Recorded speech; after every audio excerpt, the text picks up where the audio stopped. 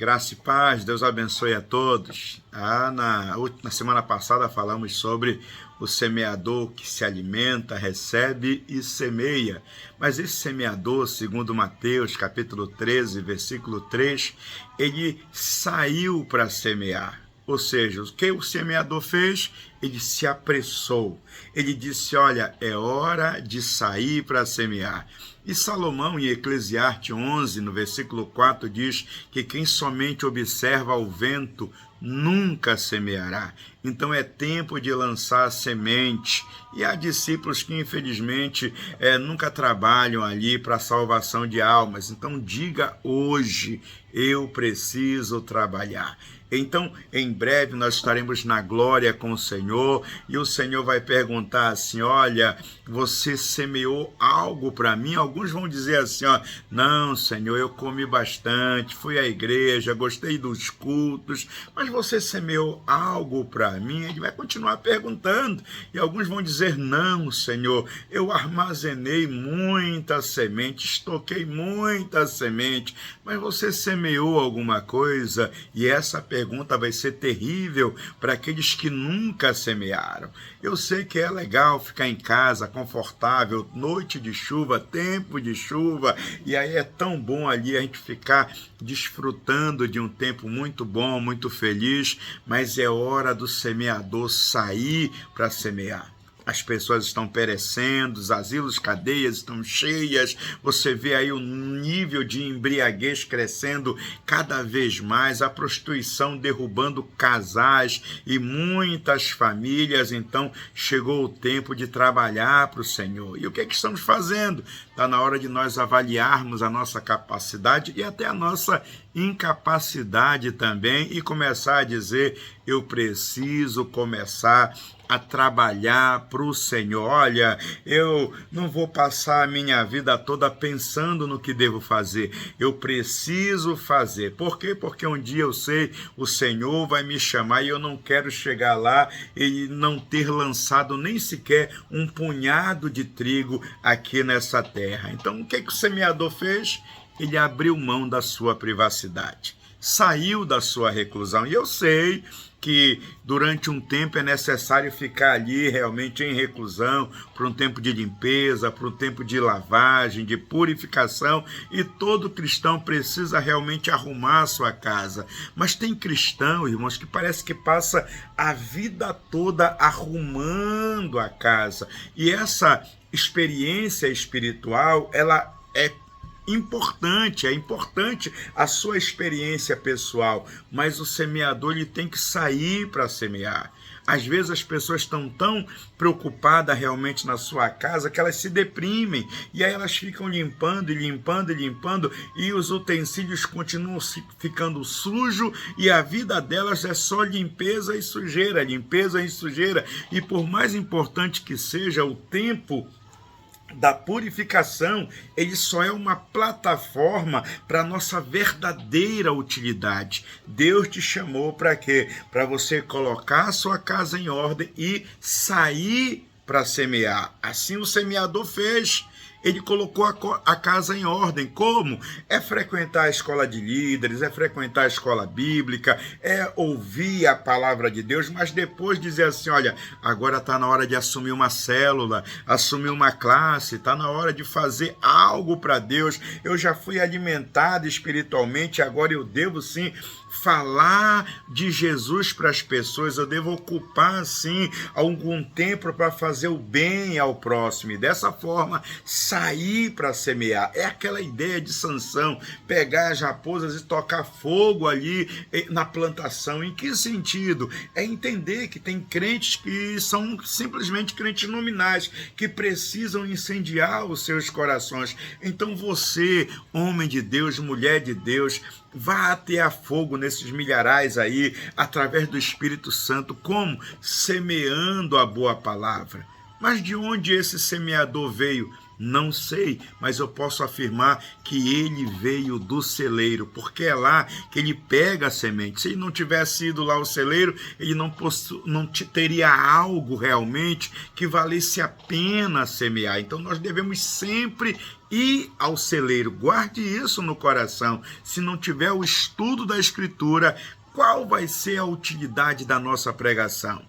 Mas alguém disse assim: pastor, eu preguei o que veio na minha mente, nem pensei, tem gente que quase nem lê a Bíblia para poder dar a palavra, então às vezes abre a Bíblia e vai dizendo aquilo que dá na telha, e aí então a pessoa ainda argumenta, dizendo assim: olha, mas Deus, ele não é pela sabedoria humana que as almas são salvas, mas também não é pela ignorância humana. Se a gente afirma ser uma pessoa que ensina a palavra, nós devemos aprender a palavra. Não dá para ser um mestre sem nós primeiro sermos um aprendiz, um aluno, um discípulo. Então, o último lugar, com certeza, onde o semeador esteve, foi num celeiro. E lá o semeador também encharca a semente. Ou seja, encharcar a semente é banhar a nossa semente nas nossas orações. E quando nós fazemos isso, Deus nos faz prosperar.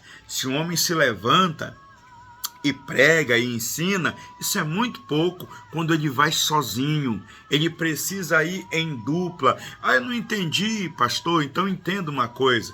Teve um pregador que foi convidado aí para uma determinada igreja para dar uma palavra, e chegando lá ele ficou um tempo lá no gabinete do pastor, e aí então quando ia chegando a hora da pregação, e o pastor disse assim: olha, chame lá o pastor, está na hora da pregação. E aí o rapaz pegou, foi lá, e o pastor estava lá então falando alto, então o menino ouviu o que ele estava falando, e ele ouviu a frase assim: olha, eu não vou se você não for, eu não vou se você não for. E ele voltou lá com o pastor e disse: pastor, ele está lá, tem uma pessoa lá com ele, está dizendo que ele não vai vir. Por quê? Porque ele a pessoa não vem se o outro não vier. E o outro não respondeu nada ainda. E aí o pastor deu um sorriso e disse: não se preocupe, ele vai vir e o outro também virá com ele. Então, entenda isso aqui. A boa semeadura, ela só é boa quando a semente é lançada com o outro, quando o outro vem com a gente. Aí a semente, ela é banhada, ela germina, ela cresce à medida que nós avançamos. E isso vai acontecer não é só de forma natural, mas é de forma espiritual. Vai crescer, vai dar vida, vai gerar vida no nosso coração e no coração de outras pessoas. Então, o semeador, ele saiu para semear, e ele saiu para semear em campo aberto, ou seja, onde quer que houvesse um campo pronto para a semeadura, o semeador estava lá. Então nós devemos fazer a mesma coisa. Se tem uma predisposição ali para que o bem seja feito, vá lá e pregue a palavra. Não abra a mão de liberar uma palavra abençoada. O que vai acontecer? Se a gente, por exemplo, está pregando, por exemplo, estou dando uma palavra aqui e ela não está tendo resultado, está na igreja, está pregando com uma igreja vazia, meu irmão, às vezes, eu quero que a igreja pegue fogo. Não quero, mas a ideia é que não seria boa da gente sair, pregar nas ruas, pregar nas casas, pregar em outros ministérios, em outros campos, né? Deus chamando você para dizer: olha, está na hora da gente tocar fogo no milharal aí. Em que sentido? Fazer com que esses crentes, que às vezes são crentes nominais, comecem a aquecer os seus corações e receber a boa palavra, a boa semente. Então Deus vai usar você, semeador, para quê? Para lançar essa boa semente.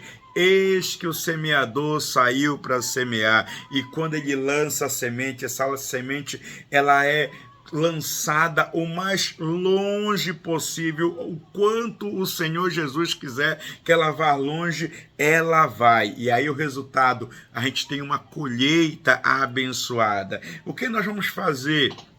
Veja bem, esse homem saiu para semear. Então esse é o tempo de semear em nome de Jesus. Aí como é que eu faço? Como é que o fazendeiro faz? Veja bem, ele faz uma plantação e logo no outro tempo tem uma colheita. Plantação e colheita, plantação e colheita. Você ganhou uma alma, tente ganhar outra alma para Deus. Aí a semeadura vai acontecer, vai haver uma ceifa e ela vai ser tão rápido quanto a semeadura. Você precisa entender que o semeador, ele semeou a tempo e fora de tempo.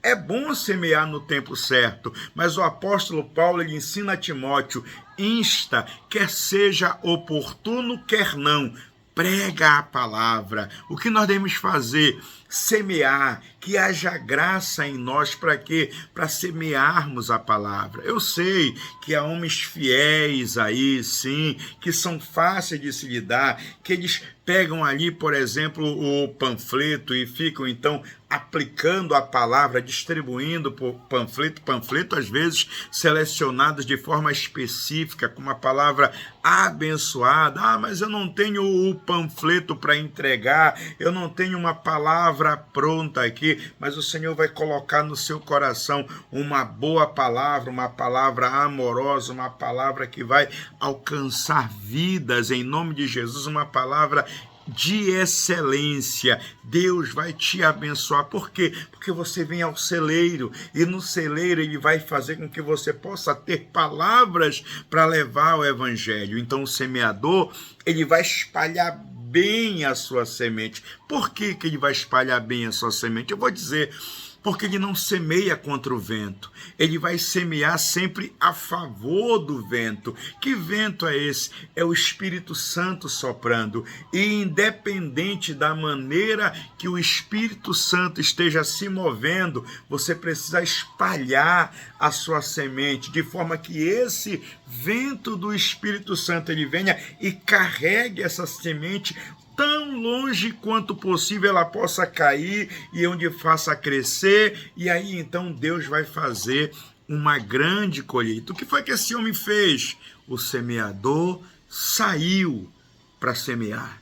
Então qual é o convite para você hoje? É entender que você, Senhor semeador, precisa sair para semear em nome de Jesus. E eu quero até liberar uma palavra que quando você lançar a semente, Deus vai abençoar e você vai ter uma grande colheita em nome de Jesus. Que 2025 seja um ano assim extraordinário para a sua vida, para a sua família, para o seu ministério, para a sua célula. Que Deus abençoe a sua igreja e que a bênção do Senhor seja transbordante sobre tudo aquilo que você vir a fazer em um nome de Jesus. Deus abençoe, um beijo no coração, amém e amém.